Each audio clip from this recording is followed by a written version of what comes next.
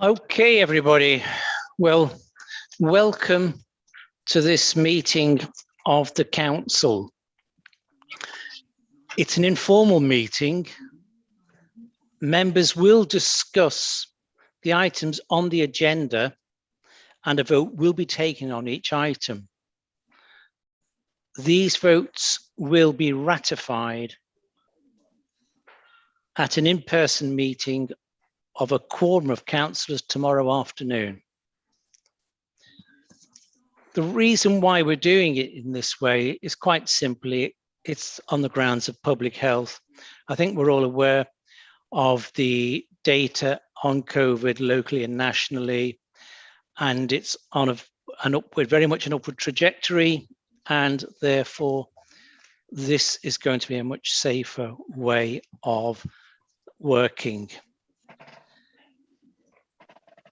I've apologies from the following councillors: Councillor Giles, Councillor Oliver, Councillor Sue and Mike Sands, Councillor Button, Councillor Vaughan Thomas and Vivian Thomas, Councillor Jones and Councillor Peake. Are there any more apologies to add to that? No. Okay, thank you very much. I'm here. Ah, you were down in my list as not how. You're very welcome, Kate. Thank you. Lord Mayor's announcements, many and varied, but I'd just like to mention two which were particularly enjoyable and moving. I gave a wonderful visit, a virtual visit to Lakenham Primary School recently, where they asked questions of the Lord Mayor, all very sensible questions they prepared.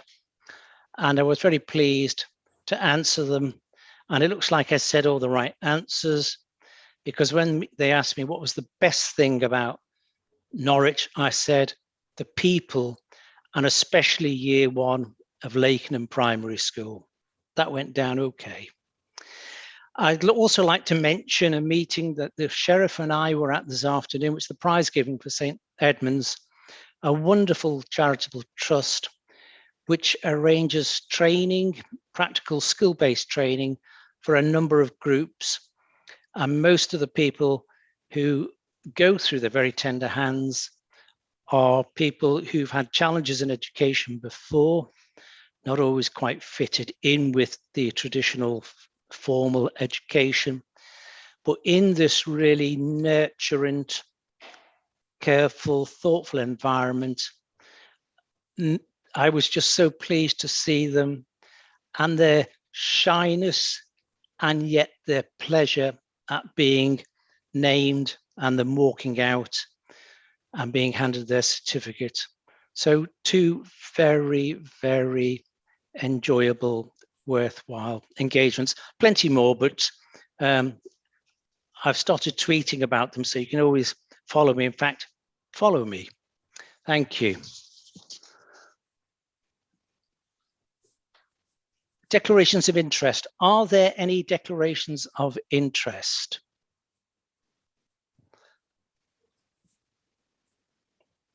No. Okay, there are no declarations of interest.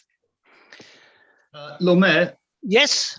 I don't know whether or not I need to declare an interest for the NRL item. I suspect it's an other non-pecuniary interest, but I'm raising the matter just to be on the side of caution. Okay, I will just confirm. I'm pretty sure you're right. I'll just confirm that. Yes, the monitoring officer has said you're bang on with that, so not a problem. Okay, minutes of the last meeting. I hope you've all had a chance to read them. And I'm going to call upon Councillor Waters to move the minutes of the meeting held on the 29th of June, 2021. Thank you very much, Lord Mayor, and I formally move the minutes. I call upon Councillor Bogerline to second those minutes. Formally seconded, Lord Mayor. Thank you.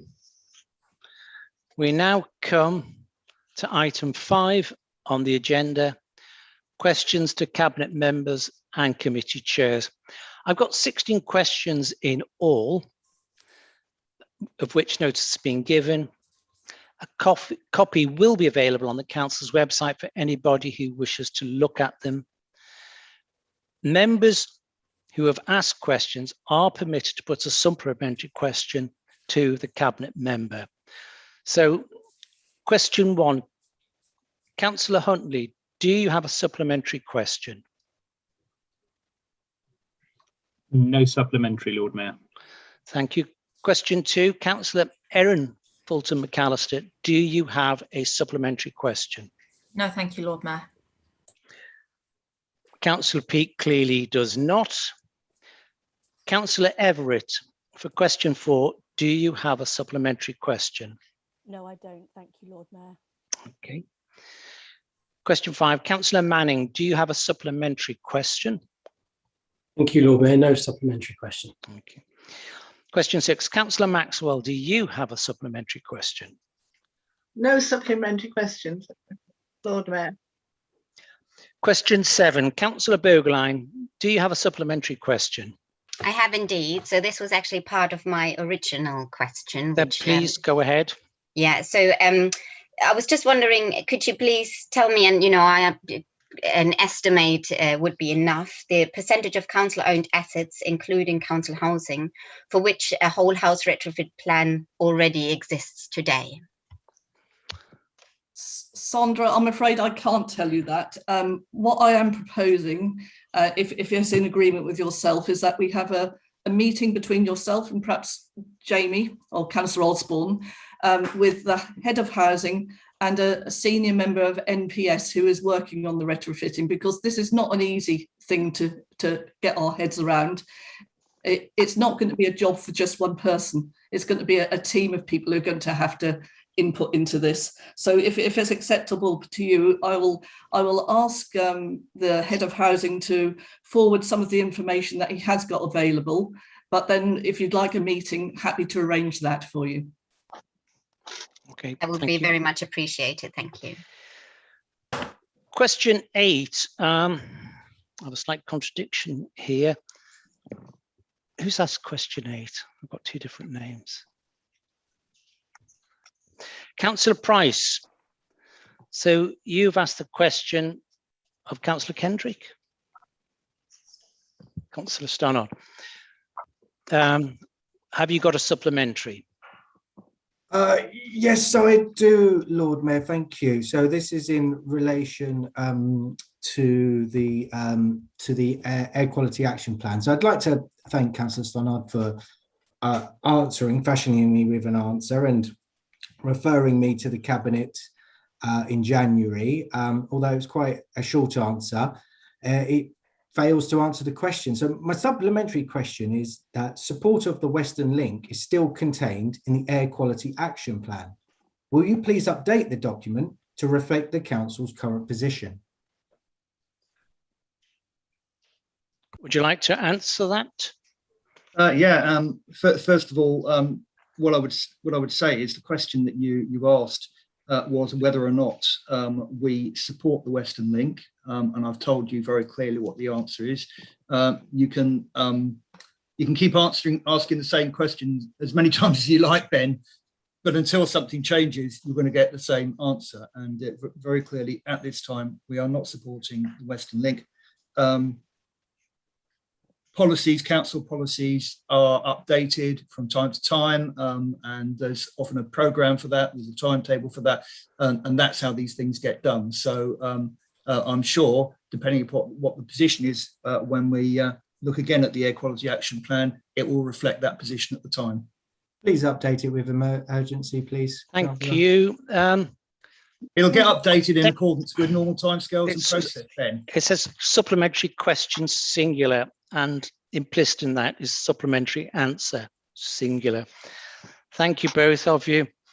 Councillor Youssef, do you have a supplementary question? I do. Thank you, Lord Mayor. I'd like to thank Councillor Waters for his response and for sharing with my concerns. And I'm really pleased that you've agreed to write a letter to the Prime Minister sharing these concerns.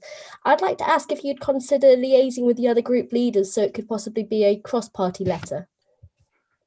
Councillor Waters. Yes, I would be happy to do that. I'm interested to find out more detail about the bill, and I think these will appear in the autumn. So I think what we should do is take stock of those, because it is something we should be doing collectively. I mean, this bill in its intent may be intended to disenfranchise particular groups of voters to the benefit of the governing party, but actually who will be potentially disenfranchised by this? It'll be a group of Conservative voters, Green voters, Labour voters, Liberal Democrat voters, Independent voters, Scots Nats voters, Plaid Cymru voters. So it is something which all parties that believe in democracy, and we hope some Conservatives as well, because I've raised this with the Norfolk Leaders Group about supporting this, because if local government and local councils do not believe in local democracy in its most expansionary form, who will? And democracy will be weakened unless we raise our voices. So let's get together and form a popular coalition across the council and beyond to see if we can't turn this pernicious legislation back. Thank you very much. Question 10, Councillor Osborne, do you have a supplementary question? Yes, I do. Thank you, Lord Mayor. Thank you for your response, Councillor Waters. I noticed in your response you referred to any ongoing or strategic review of litter bins will consider the possibility of providing recycle on the go facilities. Can you confirm whether there is an ongoing review, and if not, when there will be one? Councillor Waters. I think we can see the logic and the benefit of people being able to recycle as they go. So, and given the pressing needs of continuing to recycle to prevent landfill and so on, this is very high in the priorities of the council as part of its review of this whole area. Thank you, Councillor Waters. Question 11 from Councillor Carlo. Councillor Carlo, do you have a question, a supplementary question? Yes, please, Lord Mayor. Please go ahead. Thank you, Councillor Stannard, for expressing a willingness to challenge the County Council if necessary. My further question relates to the government's transport decarbonisation plan, which was published on the 4th of July. And that states that it expects local transport authorities to make bold decisions to influence how people travel. And measures for doing this include consideration of appropriate parking or congestion management policies. Will the City Council ask the county to review and redraft its draft local transport plan, which forms the basis of the draft Norwich transport strategy, as the draft LTP currently advocates policies which would encourage and accommodate traffic growth? Councillor Stannard, would you like to answer? Yes, well, thank you for that, Denise. I mean, we are in the middle of a process at the moment, as you know, and clearly we've made some very bold and radical proposals to county for the local transport strategy, the Transport for Norwich strategy, and we're going to look and see the extent to which those have been taken on board by the county, and in some respects there are some encouraging early signs, I'm pleased to be able to say, but we haven't seen the final draft yet, and when we have, we will be comparing it with what we proposed, and then we'll have to make a decision about whether or not we're happy with that document to go out to consultation, at which point sort of point that you've made could be made, or whether there are points we would like to make at the next Transport for Norwich Committee in advance of the strategy going out to consultation. And I mean, that's a decision that we'll have to make, because there are two bites at the cherry. One is to try and get the document changed before it goes out, and the other is then to to ask the public to make comments and try and get change made that way. But we're very clear that we want to see significant changes in mode of transport in the city. It's very clear in the proposals that we made that that's what we want to see, and we certainly don't want to see any backsliding or anything going backwards.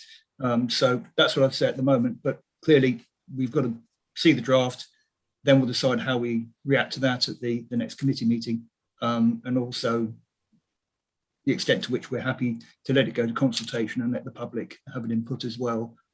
So that's where we're at. Thank you. Thank you, Councillor Stannard. Question 12, Councillor Galvin, do you have a supplementary question? Thank you, Lord Mayor. Yes, I do. Please go ahead. Thank you.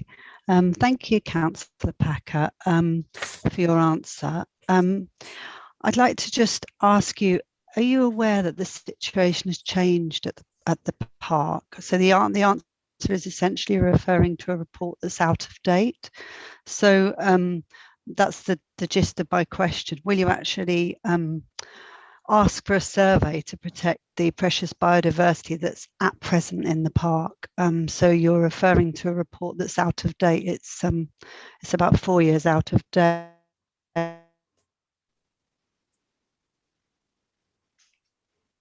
And also that actual report advises that no work pried out already on the hedge, which didn't follow the thing. So my question is, will you ask for a resurvey? Because the report you have doesn't address what's currently there in terms of biodiversity. Thank you. Thank you, Councillor Galvin. Councillor Packer, would you like to respond? Thank you, Lord Mayor, and thank you, Councillor Galvin, for your follow-up. Firstly, let me say how pleased I am to hear that you cherish meadows as much as I do. An expert, professional, qualified ecologist will be undertaking a verification piece of work based on the findings of the survey and identify any changes. If there is a mosaic of rare and threatened species there, we should find out. I would also like to highlight that as part of the tennis court development, close to 60% of the space will remain, and that park users will have an opportunity to influence how it is used. So this could potentially involve it remaining as a meadow. And I think what I would like to say is that the biodiversity of Norwich is essential to the health of the city and its residents, and is something that this Labour administration takes incredibly seriously. Thank you. Thank you very much. Go to question 13 from Councillor Green. Councillor Green, do you have a supplementary question? Thank you, Lord Mayor. Yes, I do. Please go ahead. Thank you, Councillor Waters, for your answer and agreement in principle to extend food waste recycling. I wonder if the council has done an assessment of the contribution that food waste makes to Norwich's carbon emissions, and how much of the carbon budget introducing more food waste collection could save, and also whether food collection might pay for itself financially too, so we don't have to wait for this government that's so behind the curve. Councillor Waters, would you like to respond?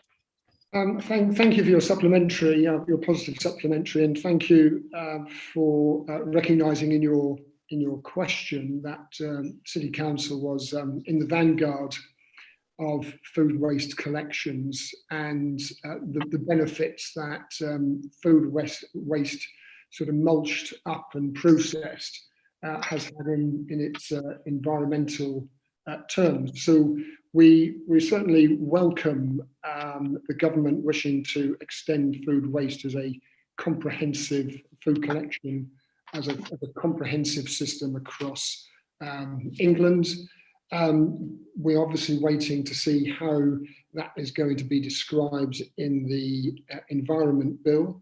I think we would certainly be very happy to demonstrate to government the benefits of this being expanded, but also reminding government that it will need to put some significant additional funding if it wishes to see an expansion of food waste services. So let's hope that the government is as good as its sort of headline words and actually puts resources and powers into the hands of local government to enable that comprehensive service across the city and in other places. Thank you, Councillor Waters. Question 14 is from Councillor Lubbock. Do you have a supplementary question, Councillor Lubbock? Yes, I do, Lord Mayor. Please go ahead. Thank you, Councillor Kendrick, for your response. But the poor performance of Norwich Property Services and Norwich North Building reflects very badly on the council because they are the council's contractors and they should be adequately monitored to ensure a better level of service. 10 weeks without any action, 10 weeks without any communication with me as a councillor. How can we as councillors adequately represent our community when we have such poor services from the council's contractors? Would you like to respond to that, Councillor Kendrick? Certainly, thank you very much, Lord Mayor. Yes, we had obviously concerns with both those contractors. That's one of the reasons why we are taking the services in-house next year. And we are putting more resources into actually monitoring the contracts that they already exist. I do accept that there have been problems which I think are not been satisfactorily resolved. But we will move to a situation where these things can be dealt with more satisfactorily. Thank you. Thank you, Councillor Kendrick. Now, we've had a second question from a councillor who has already asked a question, but half an hour of the meeting has not yet elapsed. So, Councillor Galvin, your question stands. Would you like to ask a supplementary question? Yes, thank you, Lord Mayor, I would. Please go ahead. Thank you. Thank you, Councillor Price, for your answer so far. I've been seeking some information on this point since mid-June, quite a while, and officers have been trying to get it to me, but they apparently lack the means to do so. I wonder if you could help them find the means to share this information. It may be that they could PDF documents, or I could come into City Hall. There are various different file transfer methods available. So I'm sure they have said I can see the information, but what's holding it up is that they don't know how to get it to me. So I wonder if you could perhaps assist and help me to look at that, because it would be helpful in terms of looking at policies and procedures for this. Thank you. Thank you, Councillor Galvin. Councillor Price, would you like to respond to that? Yes, I would, Lord Mayor. Thank you for the supplementary question, Councillor. Of course, I would be more than happy to assist you in getting the information you required. I'm quite happy to have a conversation with you outside of this meeting.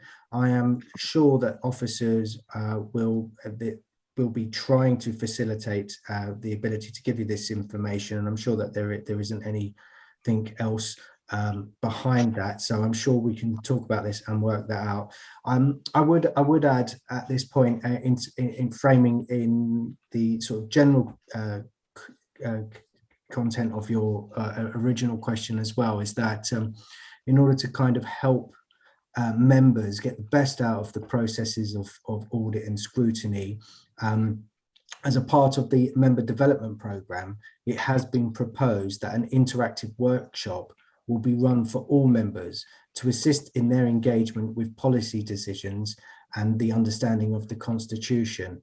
So I hope that that also gives you assurance of how to progress your issue further through the council. Thank you. Thank you very much, Councillor Price. So we now come to the first matter to be discussed and debated. And can I just say, when we get to the point of voting on this, it would help everybody greatly if you're to use your yellow hands. So can I ask that you do that? If there is a problem, obviously we're not going to deny you the right to vote, but if you can, please do. Okay, so we're on item 6. And I call upon Councillor Kendrick to move this item. Thank you very much, Lord Mayor. I'm very proud to and pleased to actually move this item. It includes two, what I think, very positive changes to the capital programme. I can only do the second one. That's obviously to do with the present vacant King's Arms public house on my crossroad. It's ironic that I actually went past that today and it's a terrible eyesore. And it is so good that this council has gone through the compulsory purchase route, and that we will actually see social housing development on this site. It really is both of these items show not only the commitment of this council to build more housing, but actually the success of this administration in providing more housing. As to the second issue, well, so it's the first actually in terms of the papers, they to do with 3 score. Once again, I'm very pleased to see that more development there. I appreciate that while NRL had its teething troubles, I think we all accept now that it really has been turned around. It's now producing a very positive effect. I think we should recognise the lovely little community that has now been developed at 3 score. It's a mixture of both private housing and social housing. Now, I appreciate that at this moment, as the rising levels of COVID, you probably can't have a kind of councillors walking tour of there now, but I would hope at some point in the future, when the present COVID crisis is over, that we could perhaps arrange a walking tour for members to see what has been achieved there. Because I think at the end of the day, if you could only just look at the site, I think you'd all be very impressed with what this council and Untitled Generation Limited has achieved. Thank you very much, Lord Mayor. I very much urge members to support the recommendations. Thank you. I now call upon Councillor Harris to second this item.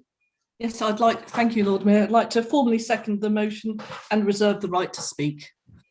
Okay. Group spokespersons, you now have an opportunity to speak. Councillor Bogerline, would you like to speak? Yes, thank you. I think it's a great thing that we use compulsory purchase powers, and I can think of quite a few more sites where that would be adequate. So I hope we will be moving forward with that in the future to develop other sites as well. With regards to NRL, I've said, we're much happier with the shape the company is in now. So we think, there's been significant changes have been made, especially to governance. So recently, the portfolio holder for resources has stepped down from the board to avoid a conflict of interest, which we've pointed out for months and months that is there. So I think that is a huge improvement.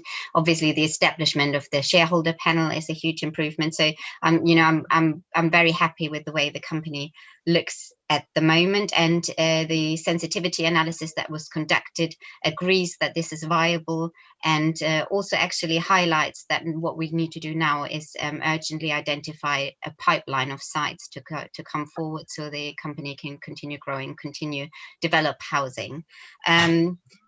And I've also said before that, going forward in the future, it would be great if we could look at potentially diversifying NRL into refurbishment and retrofit as well. So, for me, I'm very happy to support this item, and, we're looking into a positive future for NRL, I hope. Thank you, Councillor Bogerline. Councillor Wright, would you like to speak on behalf of the Lib Dems? Thank you, Lord Mayor. As we've already been told in response to Councillor Huntley's timely question, this adjustment to the capital programme before us this evening will allow for the development of much needed housing on the former King's Arms site. Although Norwich Generation Limited has had its ups and downs, following assurances from officers, I'm satisfied that the proposal before us is a sound one, injecting the necessary capital into the business to facilitate 3 School Phase 3 and the former King's Arms site.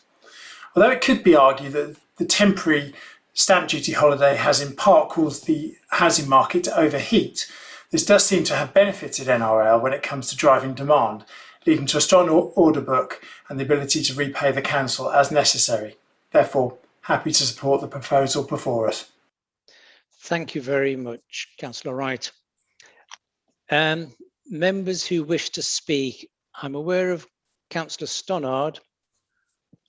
Would you like to speak, Councillor Stannard? You have 3 minutes. Yes, I would. Thank you very much. I just want to reinforce what's been said already. And in terms of the compulsory purchase order on the King's Arms, very proud to have been the cabinet member that initiated that process. And we do have other properties in mind, but this was the first one that we could proceed with, and has now reached a stage where the HRA are going to be able to develop much needed housing. Great cooperation between myself and Councillor Harris in ensuring that happened. In answer to the comment about further sites, yes, there will be further sites. I hope we've got some in mind. In terms of NRL, yeah, we have turned a corner. Yes, we have actually addressed the challenges, and I'm really pleased that we've done that. Although listen to Sandra, I'm sure we didn't mean this, Sandra. It sounded as if we were responding to your criticisms and questions, which of course we weren't. We identified these challenges and had set them out before we briefed other councillors on the problem. But anyway, I just thought I'd clarify that, Sandra. I'm sure I'm misunderstanding you. I'm sure I'm misreading you.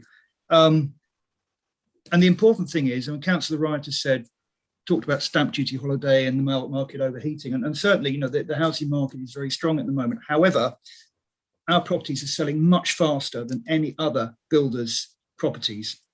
And that's because we've got the right product at the right price in the right place. And we really are majoring on quality. And actually, when you look at the issues we have, and any issues around snagging, they're really, really rare. We really have a high rate of satisfaction. And that's really, really important. So I think, in terms of being a good, competent company that's delivering a good quality product, I think at the moment we are there. We've got the governance to support that, so we're in control of the data, particularly the financial data, in depth and breadth, and we're building houses that are needed, and we're trading at a profit, and we're already beginning to repay some of those loans to the council, as you'll see in the report and elsewhere.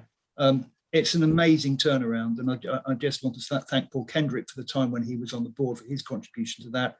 And also, I've got to mention Dave Shaw and Jose Picatus, two members of staff who have been absolutely superb, and also our two new non-executive directors who really have got into their stride very quickly, and it's a really good quality board. So I'm just reinforcing both items, but also, again, reinforcing that NRL is in a really, really good place at the moment. And these things don't happen by luck. They happen because you make them happen. Thank you very much, Councillor Stannard. I'm aware that Councillor Haynes wished to speak. Would you like to speak? I just wanted, I know Councillor Stannard can't reply at this point anymore, but I just wanted to ask why responding to the questions and concerns of other councillors is a problem. Really, I think that a competent administration should be willing to learn from everybody, not just people within their own group. Thank you very much, Councillor Haynes. Is there? Oh, can I come back? No. Who else? Councillor Price, I see that you wish to speak. Please go ahead. Yeah, thank you, Mayor. Yeah, I'd just like to reiterate some of the messages that the Cabinet member has made there. I mean, it is really good to see that this city is delivering houses, that we have learned lessons from the past, that we're on a good, fiscal footing, and it's moving in the right direction. Yes, there are issues that will be in the housing market, and it will be difficult to progress more sites any faster perhaps than what we are doing, but there's a lot to be gained from having good governance in place, having the right oversight, and I'm very pleased to see that the council has implemented that. I would recommend that we look to develop more so the brownfield sites in the city centre rather than building over fields and land out on the edge of the periphery. Let's get those homes in the city centre and get that city centre more vibrant. So I would recommend that. I've been very pleased to be involved in the audit committee, which has helped highlight some of those governance issues and helped the cabinet members and the cabinet tighten up the procedure. So I would commend that work of the members of the audit committee and internal audit in helping that. And I think that the underlying lesson that was learned throughout the whole process was to get it right in the first place, which seems to be very much the case with NCSL and other ventures we're doing. So let's get it right first time. Thank you very much. Well, it looks like back slapping all round. So well done, everyone. I have no other questions. So Councillor Kendrick, would you like to respond?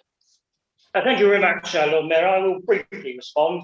It is said, the saying says that success has many fathers, while failure is an orphan. So I think it's a sign just what a success NRL has been, that so many people wish to have a stake in it. But can I just yes, exactly. Councillor Stannard very kindly used words to me, but can I thank him the contribution that he has made to the NRL company, and I think we can all. The fact that there's so many people claiming success shows what a success his work and that of others has been. Thank you, Lord Mayor. Thank you, Councillor Kendrick. So we will now move to the vote, and please use your yellow hands. If there's a problem, then you can use the chat system to contact a member of Democratic Services. But let's see. Lord Mayor, could I just ask, am I allowed to vote? Well, I rule that you were. Okay. So let me stop. Don't forget, we're going to go use the backward thing. So all those who are against that motion, please vote. So I suspect many hands up are actually in error. Can I give you all? Councillor Maxwell, do you intend to vote against this motion? No. No. So I will use the brains that God gave me, and I will ignore that as a count against. Okay. So there are no votes against. Does anybody wish to abstain from this motion? No. Okay. All those who are in favour of this motion, please use your yellow hands or raise your hands, but preferably use your yellow hands. It makes it easier for Democratic Services. Okay. Just going to check. Yes. That's carried unanimously. So well done, everyone. Thank you. So we come to item 7 on the agenda, which begins on page 39 of your bundle. And item 7, Greater Norwich Local Plan, submission to the Secretary of State for independent examination. I call upon Councillor Stannard to move this item. Thank you, Lord Mayor. So, colleagues, the government requires an up-to-date local plan to be adopted by the end of 2023. And as part of that process, the purpose of this item is to agree to submit the Greater Norwich Local Plan to the Secretary of State for an independent examination. This follows a decision of Cabinet on the 20th of January this year to approve the publication of the pre-submission version of the plan. This publication took place between the 1st of February and the 22nd of March. The representations received during this Section 19 consultation have been reviewed by the GNLP team of officers who have concluded that that no significant issues have been identified, which in principle cannot be addressed or pose a risk to the plan, to the extent that it should not be submitted. This is other than the exceptional matter referred to in the recommendations, which I shall reference shortly. On the 7th of July, Cabinet agreed to recommend to Council that it agrees that the plan is sound and should be referred to the Secretary of State for independent examination, subject to an agreement being reached with Natural England in the form of a statement of common ground in relation to the mitigation necessary to protect sites protected under the habitat regulations. Cabinet agreed to recommend to Council the recommendations in the report. Please note, however, that the statement of common ground has yet to be signed.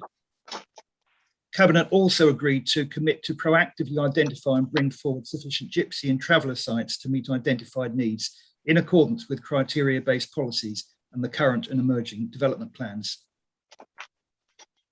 Colleagues, it's important context for me to remind you, of course, that the plan is jointly produced by 4 different local authorities: Norwich City Council, Broadland District Council, South Norfolk Council, and the County Council, all of which have within their boundaries all or a part of Greater Norwich. It is agreed by consensus through cooperation and compromise to produce proposals which are acceptable to all 4 authorities. And so, as such, the plan will never reflect all the views and priorities of all the partners.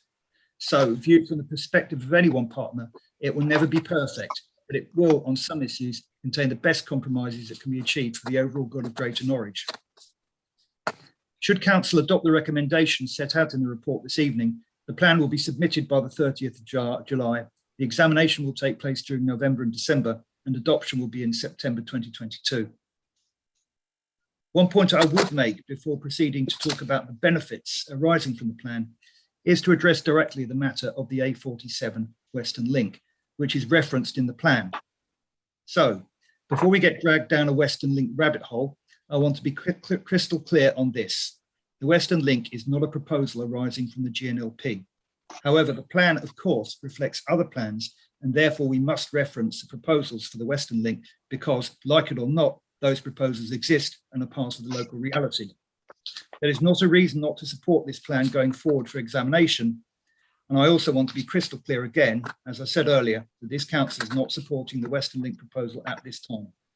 So please, can we not get sidetracked into a parallel debate which isn't actually going to affect the consideration of the plan? The plan has some key benefits which I will draw to your attention. Firstly, an up-to-date plan creates more certainty, which is good for inward investment and helps attract funding to the area. It will play an important role in helping to address acute local housing needs, including, importantly, more affordable homes. It supports inclusive economic growth, including in high-value sectors which are strong in the Greater Norwich area, such as food and health research, digital creative industries, and high-value engineering in the tech corridor, as well as other sectors. It promotes low-carbon development to address climate change and ties up with the government's targets, supporting the net zero ambition and the 78% reduction in 1990 emissions by 2035 and zero emissions by 2050. Development will require sustainability statements, and the plan supports the 20-minute neighbourhoods concept, where reliance on the private car for daily needs is eliminated. The plan also enables the protection and enhancement of the natural environment, specifically referencing green spaces, green infrastructure, and the visitor pressure tariff, or GIRAMS, as it's known, for internationally protected sites. Finally, the plan considers the provision of the infrastructure necessary to support housing, jobs, and economic growth through close working with the providers and the development and the deployment, of the community infrastructure levy. It provides for up to 49,900 new homes up to 2038 from a 2018 base, 75% of which are existing commitments. At a time of housing crisis, this provision is vital. In the City Council area, where the plan provides for 11,730 new homes, 28% of these will be affordable. Also in the city, the plan's policies include provision for the regeneration of East Norwich, including up to 4,000 homes and 6,000 jobs. These are all exciting developments for the future of the city and its people, facilitating much needed homes and jobs, building on the city's strengths while incorporating important commitments to sustainability and environmental protections, which I would commend to you. So I commend the plan to you and the recommendations which are contained in the report. Thank you very much. Thank you, Councillor Stannard. I now call upon Councillor Waters to second this item. Thank you, Lord Mayor. I'm happy to second the item. I reserve the right to speak. Thank you. I now call upon the group spokespersons. Councillor Carlo, would you like to speak first for the Green Party? Yes, thank you very much, Lord Mayor. Around the globe, we are seeing climate and ecological breakdown. Every tonne of greenhouse gas chucked into the air today will stay in the atmosphere for decades, and so it is vital that we stop. Locally, development and road transport are contributing to global heating and loss of nature. Hundreds of acres of countryside around Norwich are being lost to thousands of new homes and jobs. Stripping away the vegetation is creating an even hotter city, and one more vulnerable to flash flooding. Much of the growth in the Joint Core Strategy has been sited close to strategic road corridors, the A11, A47 and the NDR on which growth is predicated. A promised bus rapid transit network has only partially been delivered, and the local transport plan contains few measures such as strong parking policies needed across Greater Norwich for discouraging car journeys around the urban fringes where expansion is taking place. And as a result, many day-to-day journeys are being made by car. The Greater Norwich local plan continues business as usual.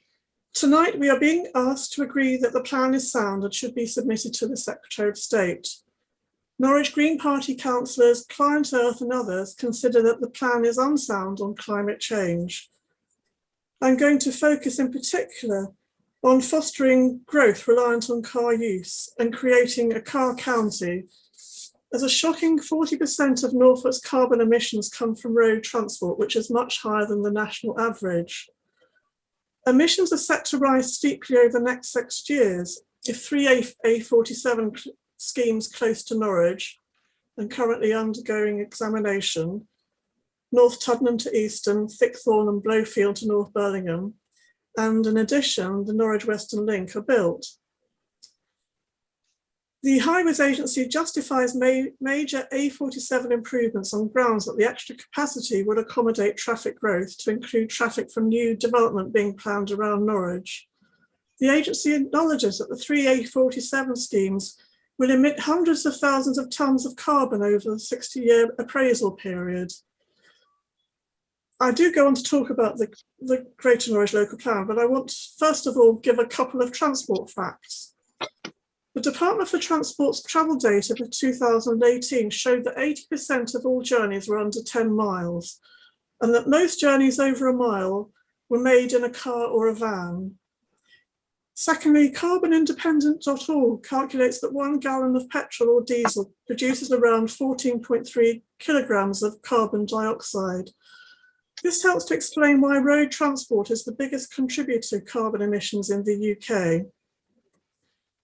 The council say that because the majority of growth in the Greater Norwich local plan is focused in the Norwich urban area and around towns and larger villages, this will reduce the need to travel and address climate change impacts, but only up to a point.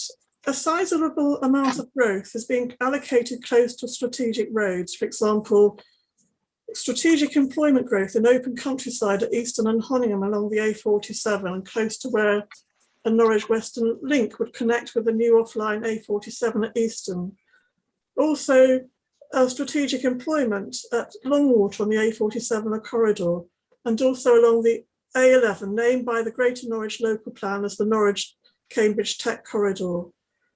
An extra 1,400 dwellings and more jobs are allocated in the growth triangle, which will take it to 13,500 dwellings on countryside next to the NDR. 1,400 dwellings have been allocated at Taverham next to the NDR and A1067 Fakeland Road, a short distance from its junction with the Norwich Western Link. The Greater Norwich local plan and draft local transport plan are relying on electric vehicles to cut transport carbon. However, we are 9 years away from the ban on the sale of new petrol and diesel cars in 2030, and it will take a couple of decades thereafter to electrify the national fleet. It doesn't take much imagination to appreciate that the substantial increase in new road capacity around Norwich, together with major developments planned by local begin councils to wind up, please? On greenfield sites will make it very hard to reach net zero. To put it bluntly, we have to stop emitting carbon if we want to survive on a habitable planet. Thank you. Thank you. Councillor Lubbock, would you like to speak on behalf of the Liberal Dems, please? I think you're muted.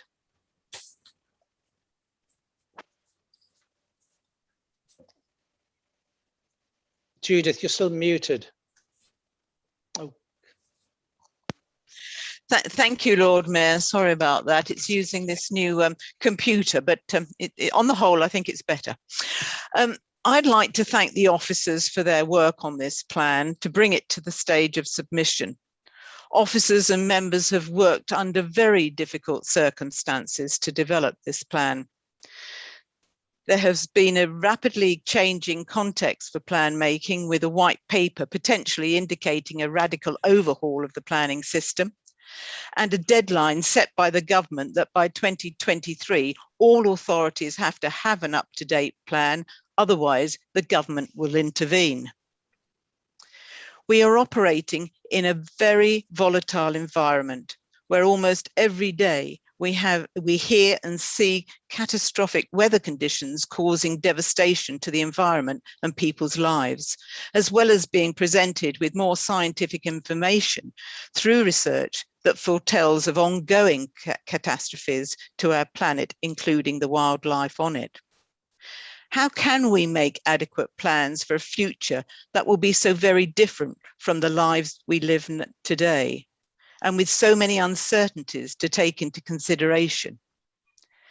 With very great difficulty is my answer, because we are not united in those plans, and we are being pulled in different directions by those with vested interests, such as developers. Therefore, whilst we agree to the submission of the GNDP, we do so with many reservations. Reservations about the lack of the gypsy and travellers sites, and a lack of a signed statement of common ground with the Environment Agency. The overall housing numbers and the locations and the deliverability of growth and the impact on climate change. Reservations about the inclusion of the Western Link and as an infrastructure priority being incompatible with the climate change statement.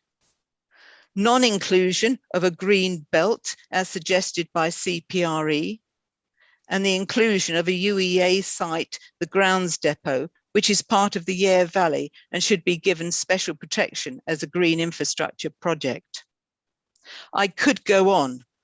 These are just a few examples that illustrate our concern with the plan overall. However, we feel it's better to support a compromise plan than to have no plan at all and have the government intervene. So we reluctantly agree to the plan's submission. Thank you. Thank you, Councillor Lubbock. Other councillors who indicate I have hands up for Councillor Harris and Councillor Everett. Councillor Harris, would you like to speak? Sorry, I wasn't aware that my hand was still up. I apologise, Lord Mayor. That's okay. Can we take it down? So, Councillor Everett, you have a statement to make.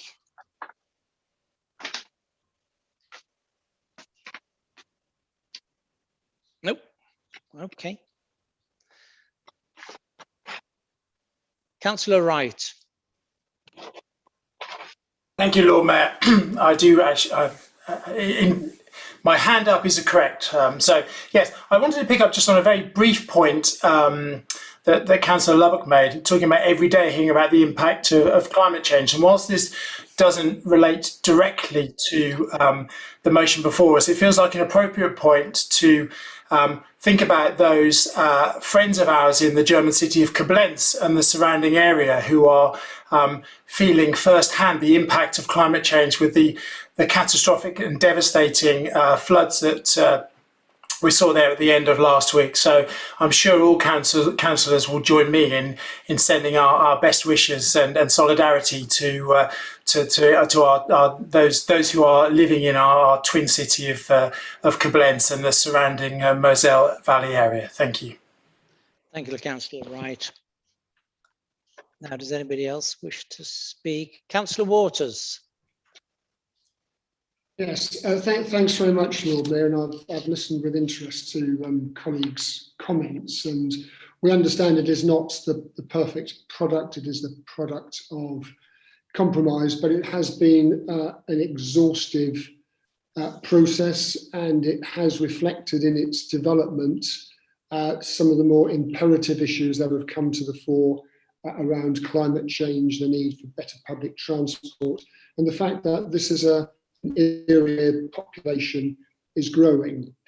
So there is a further opportunity as the independent inspector looks at this proposal, this plan, to test it for soundness, and there will, I'm sure, be changes, and there will be opportunities to make representations to the inspector in areas where people have concerns or suggestions about how it might be improved. I think it is right and proper, and it's certainly something that I've advocated for as a member of the Greater Norwich local plan and the Greater Norwich Growth Board, along with other colleagues, particularly Councillor Stannard and Councillor Maguire, about the importance of reducing the distance that has to be taken for people to move from home to work, and that is why that Norwich policy area is particularly important, so people do have access to transport. Councillor Carlo is right. We need a much more comprehensive public transport network to get people backwards and forwards. And I must say, when I used to be a teacher out at Swaffham and driving to Swaffham against the flow of the traffic coming in and thinking about the railway line that ran right through to King's Lynn, how much better that would have been as a way for people to get to and from work. And that was a very short-sighted view. So, one hopes that we kind of leap over the car at some point when we have public transport as our main mode of travel.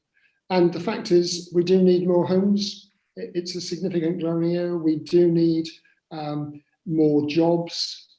And we do need to be conscious of the opportunities and press government, because government has got this opportunity. We hope they resile themselves, as Councillor Lovick says, from some swashbuckling neoliberal model for planning. Will you begin to wind up, please? So, I think there are still opportunities to press this point forward. But the last thing I would want to see is this document not passed by this council, because that would jeopardise, as others have said, our opportunity to shape our own destiny rather than leave it in the hands of a rather negligent government. Thank you very much, Councillor Waters. So I don't see any other hands raised, metaphorically or actually. So I would like to invite Councillor Stannard to respond to what's been said. Thank you, Lord Mayor. And just first of all, can I pick up Councillor Wright's comment about our colleagues in our twin city of Koblensk, who I'm certainly, along with when Councillor Maxwell was Lord Mayor, I met the Burgermeister from Koblensk, a very, very nice and pro-European man who sent us very good wishes just before the fateful referendum.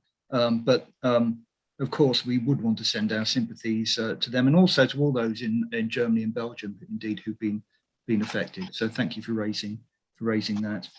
And as I said earlier on, it's a compromise document. It's not a perfect document, and of course, any one of the parties has got effectively a veto over any element. So we have to work hard to get the best possible document we can, which has got as much of our values in it on a range of issues as possible, and that's what we have striven to do. And so, I understand the concerns about card-led development. On the other hand, one of the things that one of the principles is that we want to, wherever possible, to have those new housing developments and those jobs created wherever possible, where the infrastructure is already and can be built onto, and that does mean sort of brownfield sites in and around the city. And of course, some of those, they're going to be near road infrastructure. But the very fact that we want to build 20-minute neighbourhoods, I hope demonstrates that we don't want to make those new neighbourhoods totally car dependent, and that's something that we feel quite strongly. And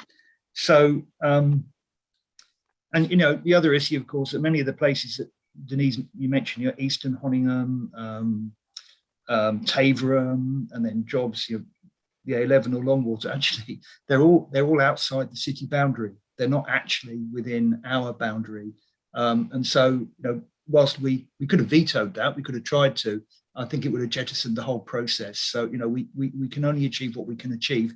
And this is the best we can possibly achieve to keep the show on the road, to get the jobs and homes provided that we need. Will you begin to conclude, please?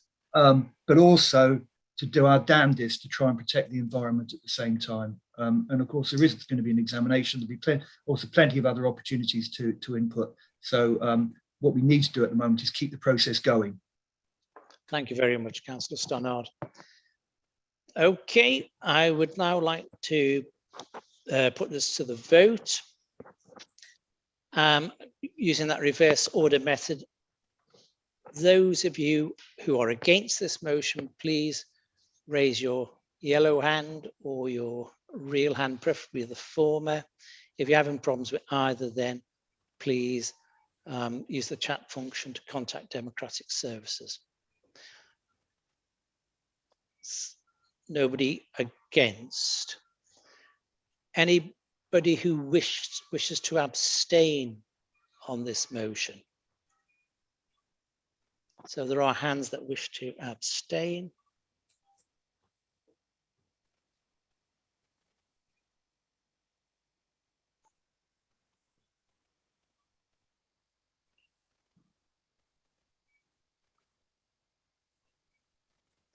So there are 10 abstentions.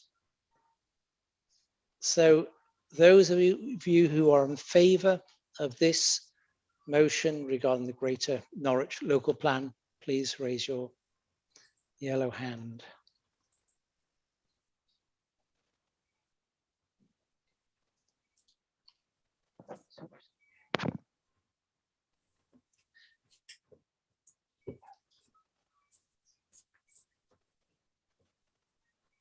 Okay.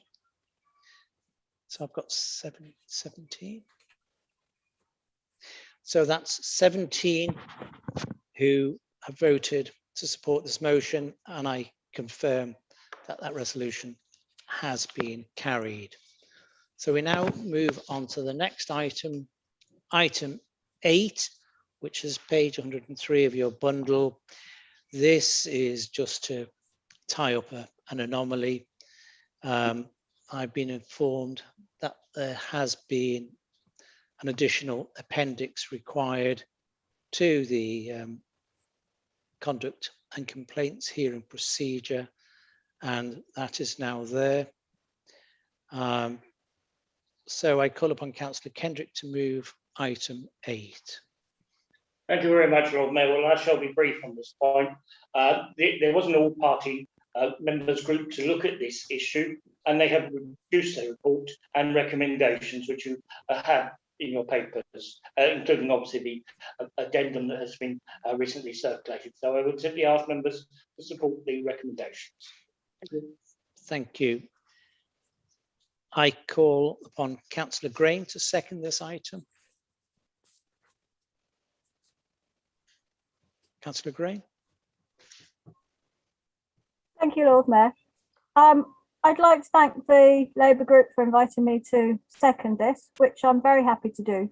The Committee on Standards in Public Life has made recommendations that require legislation that hasn't yet been enacted. So any changes we made now would likely need updating before very long, and it makes sense to use what we have until it needs fixing, rather than reorganise ourselves now and then again in the near future. I can't help but think that the current government is looking for mass distraction from its own failings by suggesting that local government needs a new code. It's not in any position to lecture councillors or anybody else about appropriate behaviour, standards in public life, or any of the Nolan principles in public life. But sometimes the obvious needs to be stated, not to tell people how to be, but to remind us about how to recognise and deal with our own and others' failings. Most people, most of the time, are pretty kind, honest and respectful.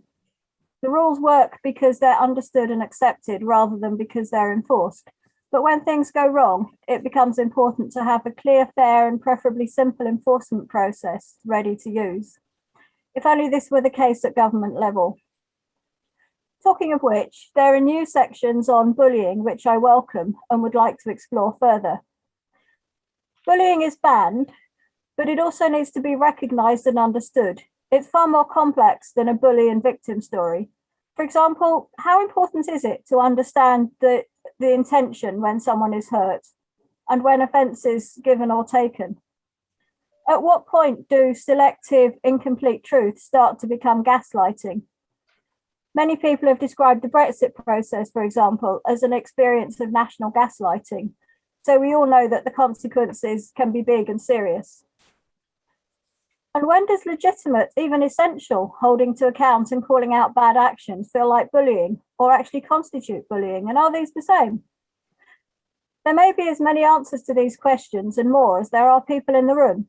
So I'd like to call for some shared training to help us reach agreement, or at least understand each other's perspectives better. Often the case is finely balanced. Anyone can be bullied, even strong, intelligent young men who score goals and get government to change policy and feed hungry kids. It's not good enough to be colourblind when someone is winning and then downright abusive when they're down. Norwich can be proud, but not complacent, that we're either meeting or progressing all of the relevant recommendations of the Committee on Standards in Public Life. Would you begin to conclude, Councillor Graham? And there have been no formal complaints against any of us in the last few months. Nonetheless, there's always room for improvement, and council should make the best of should model the best of national political behaviours, not the worst. So I'm pleased to see the prohibitions on bullying being made explicit. The revised code and procedure for investigating, resolving and escalating a complaint are clear, simple and fair, so I'm happy to stand with colleagues from all parties and agree to abide by the same rules and standards. Thank you. Thank you, Councillor Graham. I will now call upon the group spokespeople to speak on behalf of the Lib Dems. Councillor Lubbock. Yes, thank you, Lord Mayor. The Liberal Democrats are very happy to agree to adopt the revisions to the Members' Code of Conduct and also the complaints and investigation and hearings procedure. We're very happy to agree them. Thank you. Thank you, Councillor Lubbock. Are there any other councillors who wish to speak? Please indicate.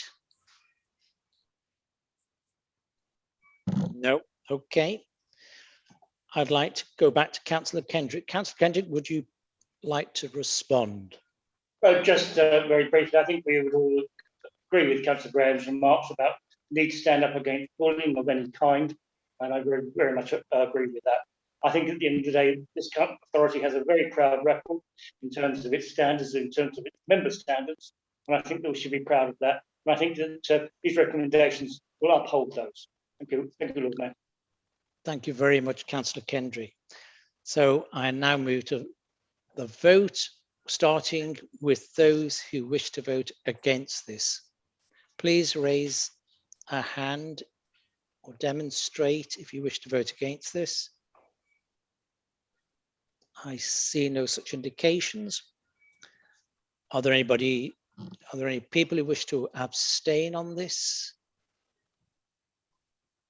Again, I see no such indications. All those in favour, please show that support.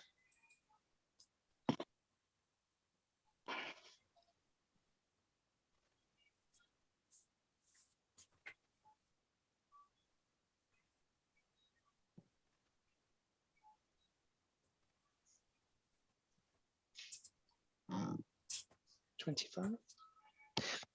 25 voting for. I see a thumbs up. I'll take that as a vote. Pardon? Okay, so that's unanimous. Thank you very much. We now move to item 9, which is the annual report of the Audit Committee. And I'd like to call on Councillor Price to move item 9. Councillor Price, would you like to speak? Thank you, Lord Mayor. I feel that the Audit Committee has had a very productive and beneficial year, supporting the work of this council and adding value to the organisation. We are the critical friend. Sometimes we have to be more critical than friend, but it's ultimately to the benefit to this council's performance and its accountability to the public. I think that we have progressed the skills and knowledge of committee members, helping to improve the function of the committee. And I'm fully supportive of developing further the skills of members across the 2021 cycle. Audit is a tool that any committee or member can access, and training is not restricted to committee members. This is an open invitation from me to all members of the council to attend any audit training that we provide. The more members become confident in utilising the audit facility, the better we can become as a council. Training by an external facilitator was provided in October and focused on the members' roles on the audit committee. We had 5 committee members and 3 other members of the council attended. Officers also gave a detailed presentation on the financial statements to members at an informal session in November, which helped members with their understanding of the accounts. When we run the next training session on the statement of accounts, I'd like to encourage all members to consider attending, as all councillors have responsibility for how this council manages public finances, not just the Cabinet or the Audit Committee. Senior management have done a lot of work in improving and embedding better governance, transparency and accountability across the organisation. And over the coming years, the city will see the benefit of that work as the new culture develops. Some of the changes that the corporate leadership team have made to strengthen governance arrangements within the council and in relation to its wholly owned companies included the development of a leadership programme, the aim of which is to ensure the authority has the necessary skill sets such as performance management, establishing service review boards to oversee performance and review audit recommendations. This will improve the information available to report to the committee, particularly in relation to contract management. The council has also established a shareholders panel to receive quarterly performance reports from the council's wholly owned companies NTSL and NRL. The audit committee will review the effectiveness of these measures once they have been embedded throughout the organisation. The council's constitution adopted in March has provision for the council to appoint up to 2 independent, non-voting, co-opted members to the audit committee, whose skills, knowledge, qualification and experience relevant to the role of the committee to assist the members. This is something that I'm very keen to explore across the 2021 cycle. Again, this could be very beneficial in the committee executing its duties and works well in a number of other local authorities with very little resource impact. The council's constitution also formalised the committee's request to receive a report on the council's risk management policy, strategy and register twice a year. I welcome the regularisation of this and thank the Constitution Working Group for that. There was a request from myself for the committee to take a more active role in the allocation of the work plan. This was refuted by the leader of the council at the Constitution Working Party, as this role lies with the corporate leadership team in line with the council's corporate plan and its priorities and risk management to manage internal audit. We can see from an earlier question to myself as the chair of the committee to include an item on the internal audit plan was not in the gift of the audit committee, and I still feel that the committee should have a greater role in setting the work plan. The committee was disappointed that the Chief Internal Auditor's conclusion of the annual audit report on internal audit and fraud 1920 was an opinion of satisfactory assurance on the internal control environment, a change from good the previous year. The report highlighted the key areas for the change in the assurance level: NRL, the contract management audit review, and the corporate risk register. The committee has monitored the progress of actions taken to address the issues raised by internal audit, where a limited assurance has been received, by inviting the relevant senior managers to attend and answer member questions. In November, the committee received reports on the management responses to internal audit reviews of NRL and contract management relating to housing repairs and responsive maintenance, where senior managers were questioned. The outcome of these audits has led to concern about the performance of other contracts, and the committee wanted to seek greater assurance that there are mechanisms in place to monitor and improve contract performance, particularly as the council is bringing joint ventures in-house, and ensure that contracts provide value for money for our residents. The committee shared the interim audit manager's view that contract management should be kept under review. I also commented that I would like to see more audit work on contract management, and I welcome the reviews of the asset management and procurement strategies. This work demonstrates that officers are accountable to the committee and it is carrying out its duties in a satisfactory manner. The committee suggested that the following items should be included in the planning process for the external audit plan.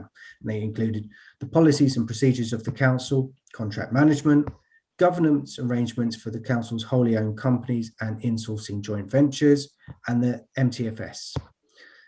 External audit maintained that the level of tests and assurances required from the local authority audits, particularly due to the increase in commercial activity, have increased, and the level of fees is considered to be not sustainable to cover the costs of the audits. I'm sure Councillor Driver could tell you much about that. A joint letter from all the Norfolk councils was sent to the PSAA requesting clarification for what was considered an appropriate increase and seeking guidance to inform the discussions of individual councils with the external auditors. The Chair and Cabinet Member for Resources wrote to the PSAA and Secretary of State, and we were pleased to receive confirmation that the PSAA was liaising between external auditors and the councils on this issue. It's an ongoing issue, and we'll see more of this as time goes on across this cycle and possibly the next.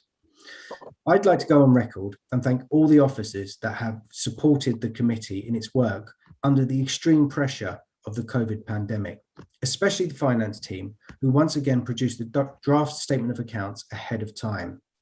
I think that the report that's in front of you today is a good representation of the work the committee has undertaken as set out in the terms of reference. Thank you. Thank you very much, Councillor Price.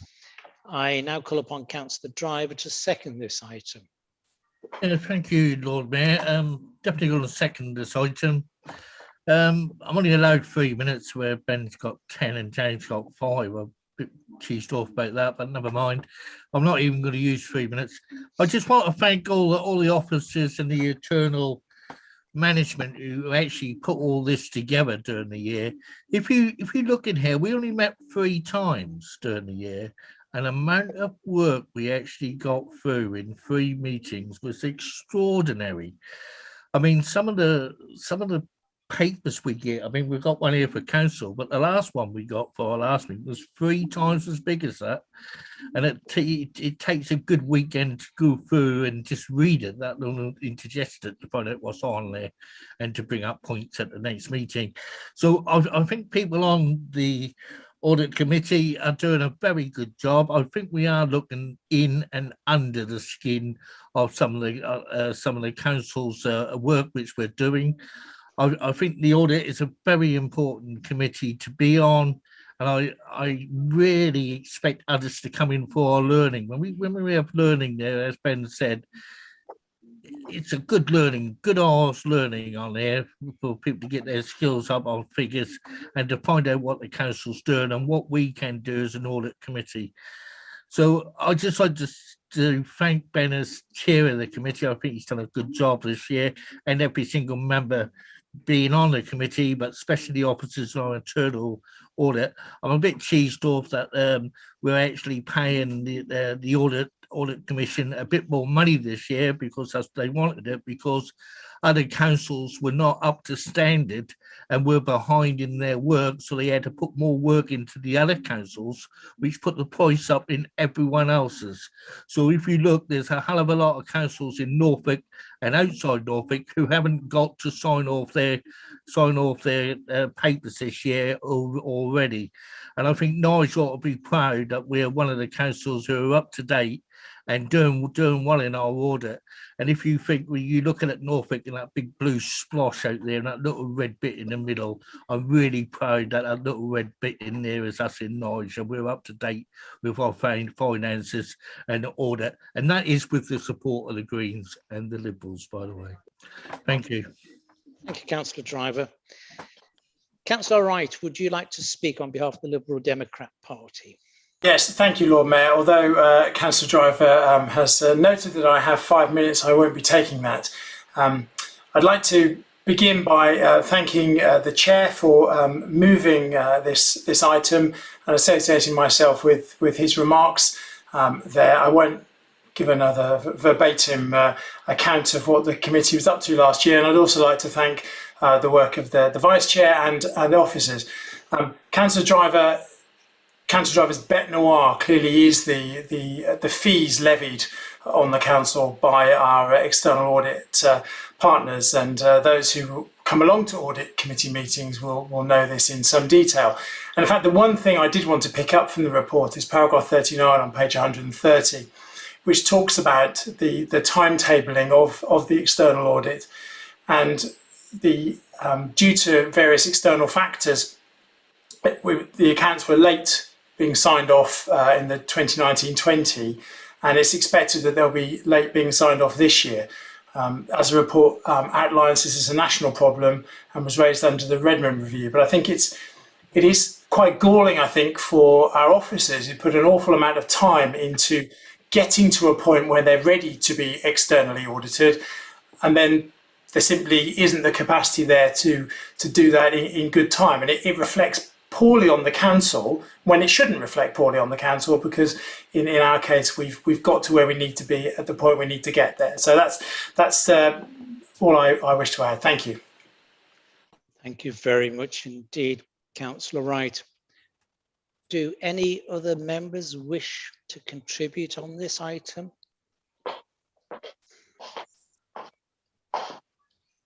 Councillor Waters. Yes, thanks very much, Lord Mayor. I want to go back to Councillor Price's reference to the statement of accounts. So in another part of my life, I do some local government finance training. And one of the things we look at is the statement of accounts.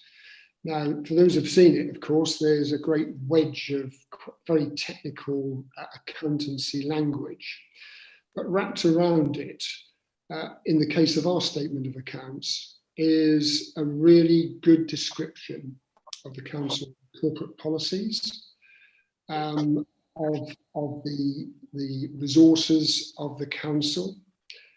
And frankly, if for any new members or newish members, or actually for all of us, the statement of accounts is probably a good primer to understanding in a very concise way what the council's about, what are its strategies, its resources, its structures. And I can say just a bit more about that, because the work I'm involved in asks participants to bring their statement of accounts to the training session.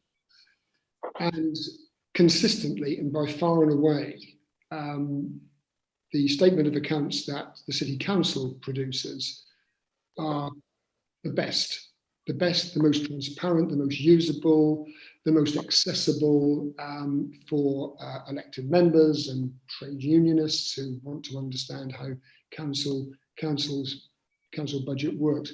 It's also true of other documents that come to Cabinet and for wider circulation relating to performance data, but also the financial budget patterns and trends that we get on a regular basis. So that is to commend officers of the authority over a number of years have worked very hard to refine and improve those documents, and I'd like to add my thanks. So we have a bit of a national reputation for producing top quality materials for the use of audit committee, but more broadly for scrutiny and for councillors and other stakeholders more generally.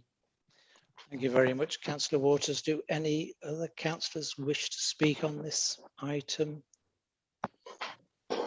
I can't see any indications. So I would now like to go back to Councillor Price. Would you like to respond? Yes, Lord Mayor, just really briefly, just to pick up on some of the points. I think what the leader has said about the quality of our statement of accounts is very true. And I'm sure we all commend the officers. And I would steer all councillors to start off by looking at the narrative report, which is at the front of the document. And I really recommend that everybody read it, just, when you get a chance, because it does create a good picture of where we stand and where we're going. So, and again, we will do a bit of training on it. The leader, can support us, and there is training through the LGA as well. So, the more we understand it, the better. I think the points that Councillor Wright raised and the work that myself, Councillor Driver and Councillor Wright did around the Redmond review, and about the external fees and the increase in delay in external audit being able to carry out their job. When we questioned at the last committee meeting, effectively external audit said that, external audit is broken, the system is broken. So something will have to change and something will have to give. And the work of our officers producing the statement of accounts in time and looking to budget setting processes, it is unfair to put them through that process. I think my thanks goes to everyone who sat on the committee. There are no wrong questions at audit, and I appreciate every point that everyone raises, because it's all in the benefit of the council. I think I'd like to lastly just say thanks to Councillor Driver. He's got a lot of experience and he works hard on behalf of the council. And one of the things that we do really well, I think, at audit is that it is not political. We work really hard to do the best interest of the council, and that can only be supported by having a good vice chair. So I thank you, Keith, for your work, and I put the report to the members. Thank you. Thank you, Councillor Price. We'll now move to the vote. And again, all those who wish to vote against this item, please indicate.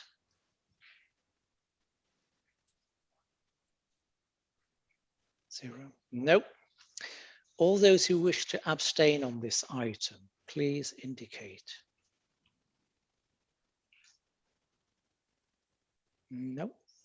Oh. We have one. No, we don't. A hesitance. Right. All those who are in favour of this item, please indicate.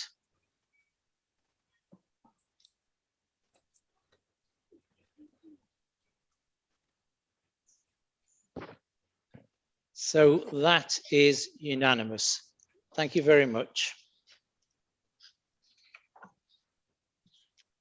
Now coming to the motions in the item, beginning with motion 10A, stop fire and rehire, and I call upon Councillor Huntley to move motion 10A. Thank you, Lord Mayor. In 1889, stokers would frequently work 12 to 18-hour shifts of grueling, back-breaking labour. When the Gas Workers and General Labourers Union were successful in their campaign for 8-hour shifts, the South Metropolitan Gas Company promptly spent the staggering sum of £100,000 to smash the union and rescind the 8-hour day. In April 2020, British Gas required its engineers to sign up to new contracts of longer working hours, or they would be sacked. While attacks on the rights of working people in the pursuit of profit aren't new, this vicious assault on workers is being carried out with determination and enthusiasm by bosses who believe they can get away with it while everyone's attention is elsewhere. The sleight of hand, euphemised as restructuring, is either blamed on the impact of COVID-19 or is smuggled in behind the smokescreen.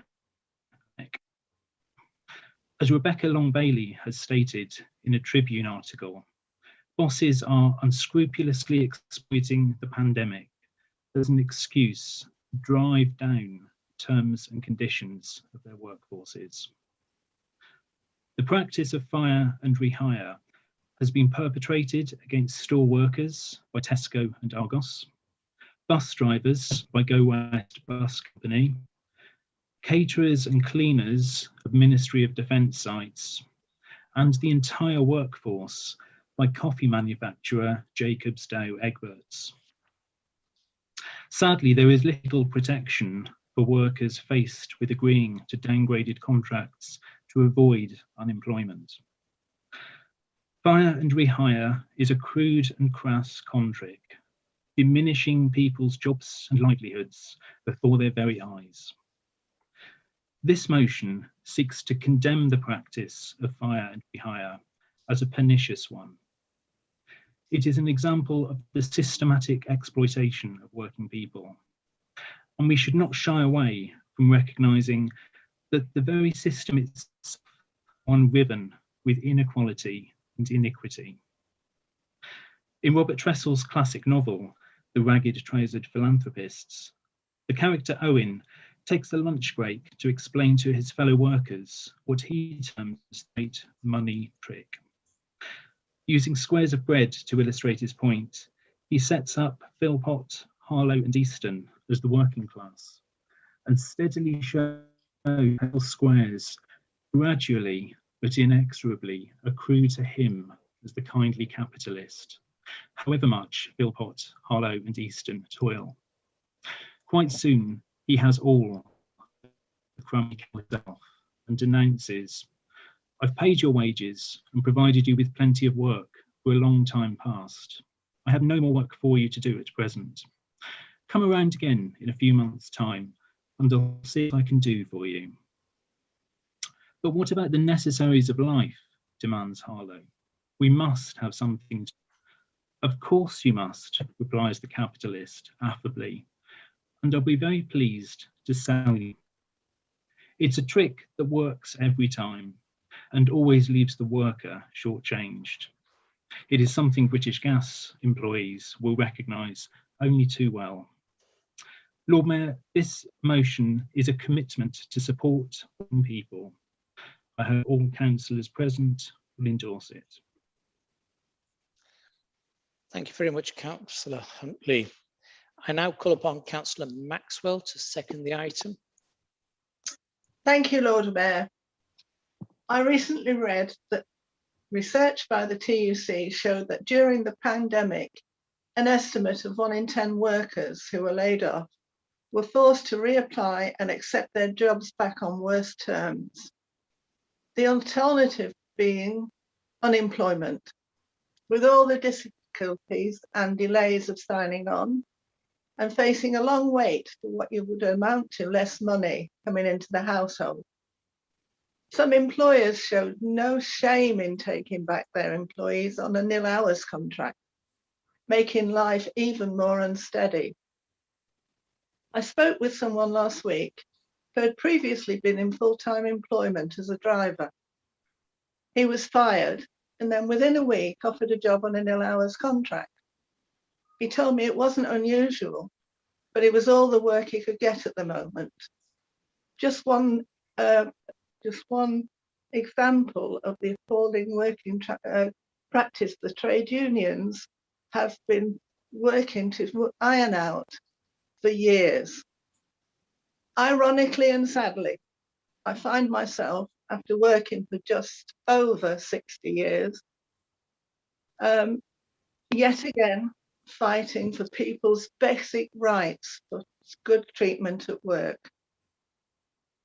Rebecca Long Bailey in her article also asked, how many workplaces are going to stand up and appeal against this? Fellow councillors, I ask you to let one of those workplaces that is brave enough to stand up and put an end to this vile practice. Thank you. Thank you to Councillor Maxwell. I call upon Councillor Shamir to speak for the Green Party.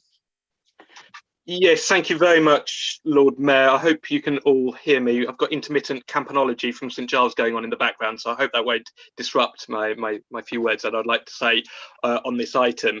And I'd like to start by associating myself with the sentiments and words outlined by Councillors Huntley and Maxwell and thank them for bringing this motion to this council this evening.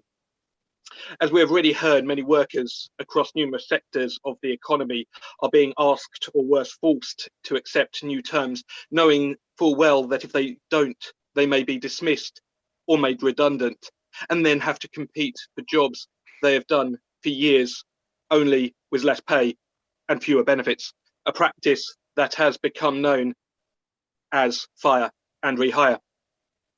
Fire and rehire is a term that has appeared on the headlines of red tops and broadsheets in recent months because several high-profile companies such as British Gas are using this approach to try and change their employees' terms of employment.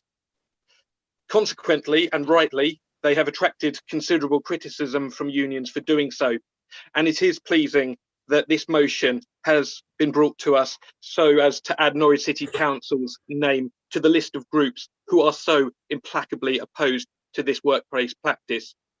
Indeed, it seems that these practices are more in keeping with Victorian industrial descriptions and depictions contained within the likes of Charles Dickens's Hard Times or Friedrich Engels's The Condition of the Working Class in England, rather than the realities of 21st century British labour relations.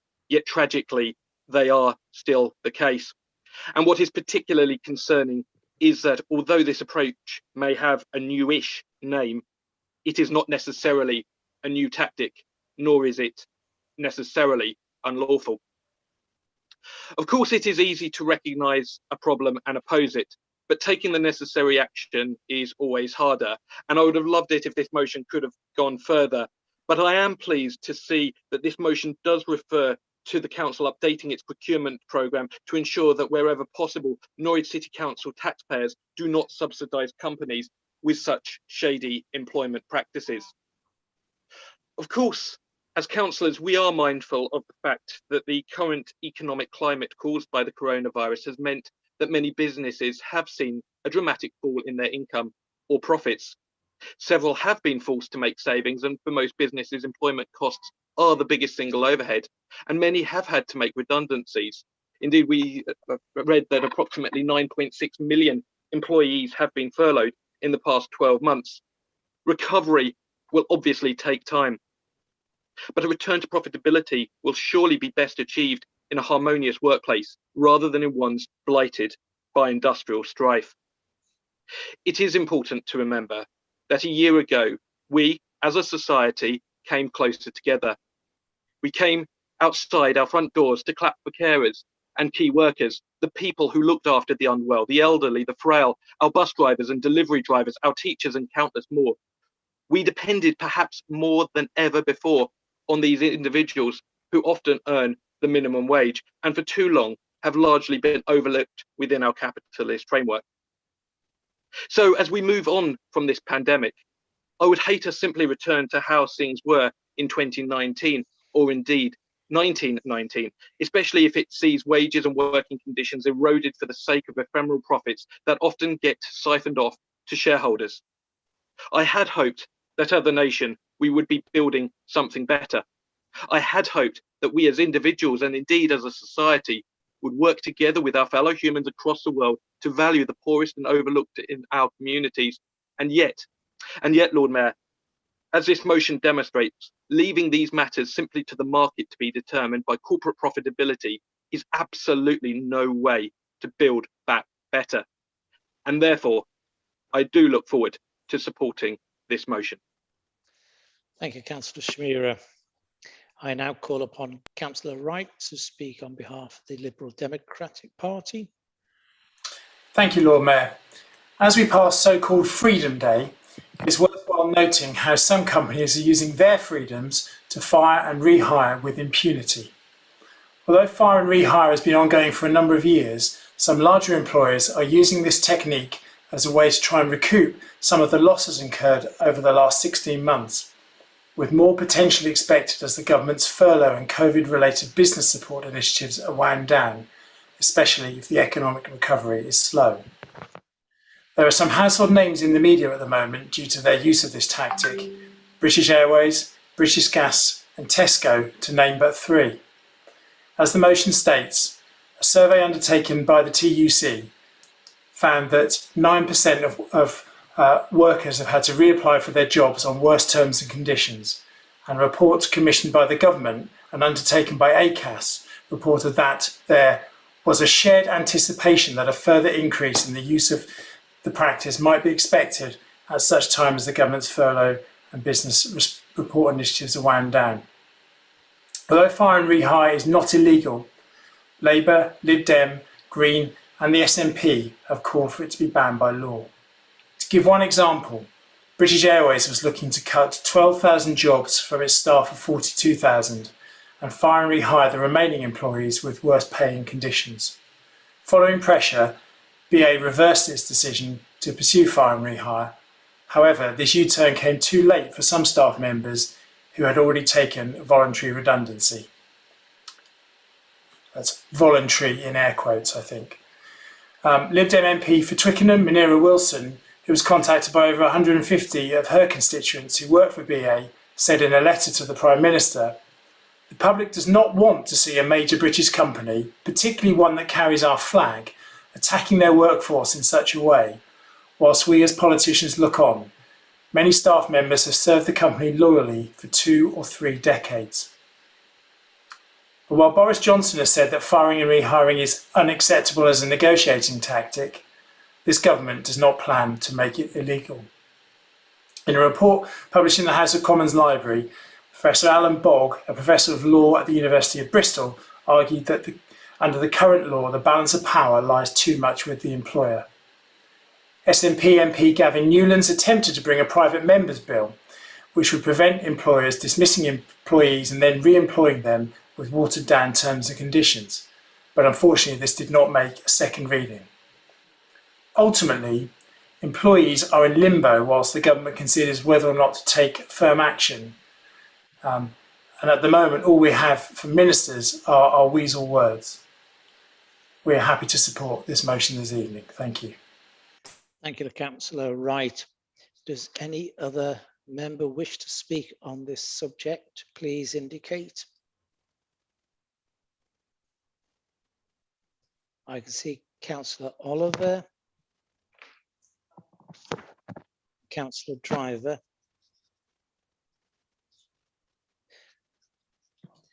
Councillor Oliver, would you please speak? Thank you. Yes, thank you, Lord Mayor. I think given everything we've heard and in the current climate, I think we should be especially proud of ourselves for bringing the Norwich North environmental workers into our wholly owned company on improved T's and C's from day one. Thank you. Thank you, Councillor Oliver. Councillor Driver. Yeah, thank you, Lord Mayor. This is a very timely motion to come, but this is, as Councillor Samira has said, this has gone on for years. I mean, I worked for the National Health Service in the 1970s and 80s, and that came as a different word, privatisation, where they got rid of certain areas, cleaners, mortuary attendants, and you had to apply back for your job for a private company where they offered you 1 week's work, but you had to do 2 for the same price, and this and that. So this has been going on for a long time, and that was under a Labour government, and where I was chair of the union in those years, I fought against the Labour government and even went on strike during the winter with discontent and got rid of a bad Labour government, where we even had the Health Secretary as our MP in Norwich. So I believe that we should stand up in Norwich and we should be against these firms who are doing this now. Sainsbury's is another firm doing it at the moment. They're getting rid of staff in their bakeries. They're shutting them down. They shut the breweries down. They shut the cigarette place down where I buy them. They're shutting other areas down in there, and you could work there for 30 or 40 years, but you're not guaranteed to have that job. That depends what language you use to the manager. I mean, if you're his pal, you might get a job back. So I think people on poor wages are being affected to this and being legally sacked. Not maybe redundant, sacked. And, you know, people like Witherspoons, who, when they refused to put them on furlough and they told them they've got to get a job at Tesco's or get a job at Lidl's and stuff like that. Well, they're crying out for staff now because the staff did go and get a job at Lidl's and realised they're on better conditions and earn more money than they do in Witherspoons at the moment. I mean, there's no way in God's earth would I drink in a Witherspoon's pub anymore. So that was the end of that. I hope other Canberra members wouldn't either. But I believe this is a timely motion that is far and hard. The gas companies are doing it, and and private companies. I mean, there should be other laws that we could use as a city council. I mean, we just granted car park for Amazon up on the Mall Cross bit, where they can put all their cars and vans on and stuff like this. I mean, but they're a company who are foreign and hiring people again. And if we could have the law our way, to put standards on, we don't want those companies around here. And we should really make a stand as a city council and come out and even come out on strike in favour of them as a city council. Brilliant. Thank you very much, Councillor Driver. Councillor Price, I see you've indicated to speak. Please go ahead. Thank you, Lord Mayor. I'd first like to thank the member for bringing the motion. I think I'm more than happy to support it. And even from personal experience, I didn't leave school with a lot of qualifications. I've worked a lot of jobs where there is a lot of pressure for a little amount of money, and it doesn't afford you the opportunity to retrain, reskill yourself, and improve your own lot. And I've lived hand to mouth for many times in my life, and it is not conducive or healthy to the human condition. So I'm more than happy to support the motion. What I would say is that the motion is strong in championing problems, but little on delivery. And what I would also say is that, right here in this room, we have the ability to shape Norwich, shape the economy of Norwich, provide the opportunities for different companies, better companies to come along, to provide the confidence to young people to go out there, to retrain, to open their horizons, to be the entrepreneurs of tomorrow. I'm quite pleased to say that the policies of my party, where we support a universal basic income, is another mechanism that really empowers people to break that cycle of work and low wages and actually improve their lot and also improve the world around them. So, I'm more than happy to support this. I do find it a little strange that we're encouraging the fact that there was an insourcing of workers into the council, but yet they did not receive equal pay and equal rights with members of the council. So it is a step forward for those people, but that is not something to be proud of today. Maybe moving in the right direction. So let's get out there as councillors and let's make Norwich a better place for better companies to come to and provide the real opportunities of children rather than just blaming the bad employers and accepting the situation. But I'm happy to support, Lord Mayor. Thank you. Thank you, Councillor Price. Can you take your hand down? Thank you. Do we have anybody else, any other members wish to speak on this? Councillor Waters, would you please speak? So some Green colleagues have overlooked, though it is referenced in a later motion, the significant work we are doing around the living wage. And we've demonstrated that, as Councillor Oliver has said, through improved terms and conditions for the new workforce coming in. It is a simplification, Councillor Price, to suggest, as you have done, that that workforce was shortchanged. That workforce had no improvement in their terms and conditions over 10 years. And we're actively working to continue that work with this group of workers and, of course, the remaining workers that will come in with the rest of the joint ventures. We have a very ambitious programme of work which is based around the Good Economy Commission, and that itself is looking to reshape the way attitudes to what is a standard of decent employment is benchmarked at.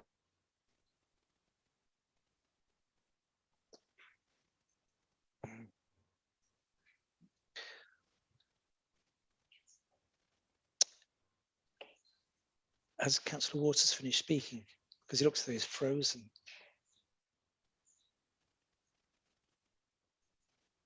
There may be a technical issue, so please bear with this. I thought he'd finished actually, Chair.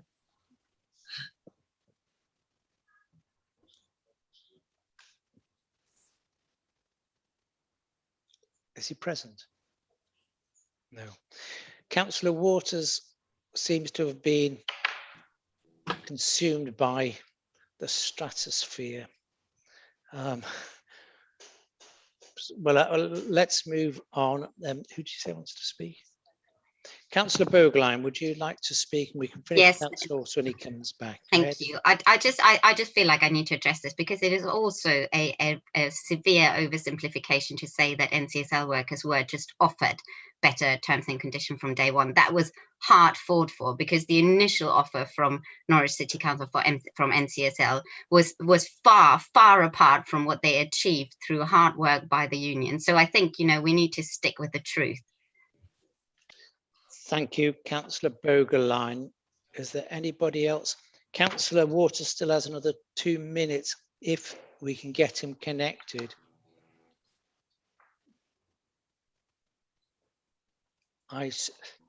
Councillor Osborne, is that a raised finger or wish to speak? Raised hand, yes. Okay, yes, just to add in onto what Councillor Bogerline was saying. I know that obviously there's going to be continued pay discussions for NCSL, and so I hope that looking to the future there will be an ambition from the council to bring those staff up to the level of pay and the conditions that council staff have. So I think that's only fair. We should have all people who work for the council should be treated equally. That's only fair. Thank you, Councillor Osborne. Councillor Waters, you disappeared. You were swallowed by technology. You have another 2 minutes if you wish to use it. Well, probably a metaphor. Actually, the battery ran down. I'm not sure whether it was me or whether it was the computer. But I would just add, I suppose, on the back of what I just heard Councillor Osborne say, is that there is a frame of terms and conditions of employment agreed at a national level, and a framework within which we are working to make sure that people are paid a good wage. And I just remind everybody, as an example of the living wage, pumped £170,000 into that particular workforce since 2016 in terms of making sure that everybody gets the real living wage. And that's been true of all of our contracts. So I take it as, I think, a degree of political opportunism to make those points, and failing to recognise the work that the council, this Labour administration, is doing and will continue to do for the workforce across the city, particularly those on low pay and insecure employment, and to make sure that we encourage good employment practices across Norwich against the difficult trends, the bad trends that I think all of us agree are prevalent at the moment. Thank you, Councillor Waters. Does anybody else want to speak? And I guess it would be useful to remind people of what the motion was, because we've gone down a little bit of a rabbit hole, which has nothing to do with the motion. So, Councillor Stannard, would you like to speak? Yeah, I would. I just want to come in and just clarify something, because Green Party council seems to be piling in on the issue of the services, environmental services company, and I just want to say, despite what one member has said, we never agreed parity with city council staff. Even from day one, we always said that it was a route map, and that we would improve their terms and conditions from day one, and they would continue to improve as affordability allowed. It's just not true that we said there would be parity from day one or anywhere near day one with city council staff. So when people talk about let's talk the truth, well, that is the truth. It's absolutely the truth. And of course, the unions were absolutely right to press for better than we felt we were able to afford at that time. That's what the job of the unions is, of course, and to represent their staff, and clearly one respects them for that. But clearly, from day one, there were improved terms and conditions. We eventually came to a settlement with the unions. But let's not forget, and this is what's always perplexed me, is that those workers were employed effectively by the county council, by Norse, for 10 years on inferior terms and conditions, and no action was taken by the unions representing them against the county council to try and improve those terms and conditions. And I find it quite remarkable that it was when those workers came into the city council that suddenly those issues were taken up. So I think we just need to get a little bit of balance into this. And personally, I'm proud that we are bringing those staff closer to us, ever closer, and over a period of time, improving their terms and conditions. And as I say, someone said, let's get some truth in here. Well, that's the truth. And let's stop jumping on the bandwagon to score cheap political points. Okay, thank you, Councillor Donald. I did permit that because the number of speakers on the other hand, so I think it slightly balances up. But please, if anybody else wants to speak, it must be on the motion and not matters which have been attached to it. Does anybody else wish to speak on the motion? No. Okay, thank you very much. I now call upon Councillor Huntley to respond. Thank you very much, Lord Mayor. Councillor Huntley. I'll just remind everybody the motion as to workers having reduced pay. Hello? Councillor Huntley, have you disappeared? Hello, are you able to hear me?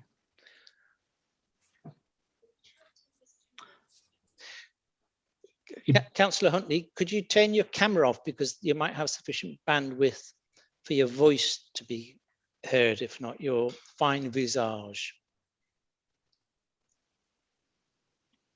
I'll do so, Lord Mayor.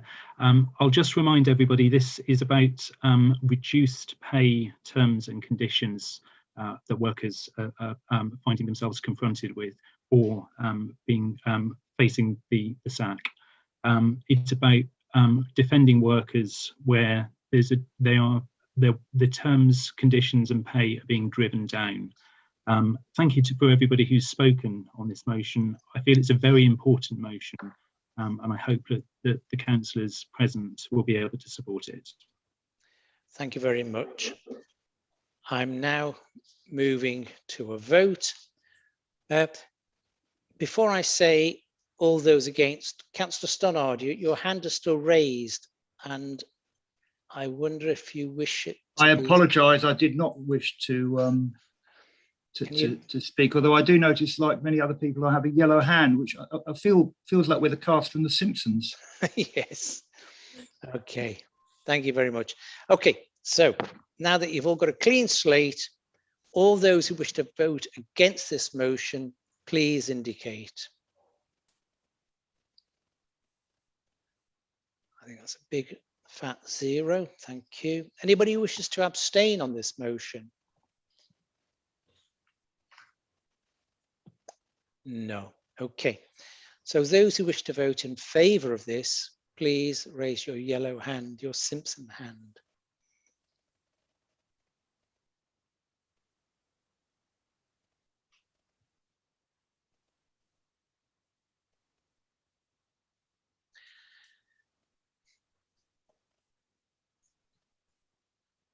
So that's unanimous. The resolution has been carried. I've got 2 things to say before I say that. On motion 10B, I understand that the proposer has given written notice she would like this to be withdrawn. Councillor Bogerline, is that correct? Yes, if I may, I just would like to. I think because the next thing is briefly explain why. Yeah, I understood that you might want to, but I think it's sufficient to withdraw, and I'll explain why. So we've been running for 2 hours, and what I need to do is ask if the remaining items can be taken as unopposed business. Item 10B has been withdrawn. The only remaining item is 10C, which is a motion on access to cash. do any members wish to speak on this against that motion?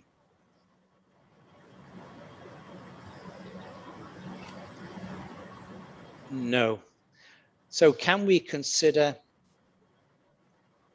that item to be carried? Do we need a vote? No. Okay, I consider that item to be carried. And at 21:35, I declare Mayor, this I think, but no. with all due respect, but I think it's just fair that I explain to colleagues why I want to withdraw my motion. Councillor Bogerline, you've withdrawn your motion. And I was promised the ability to explain why. How do I? Let her speak, Chair. Don't be so silly. So just a moment, please. So go on. Yeah.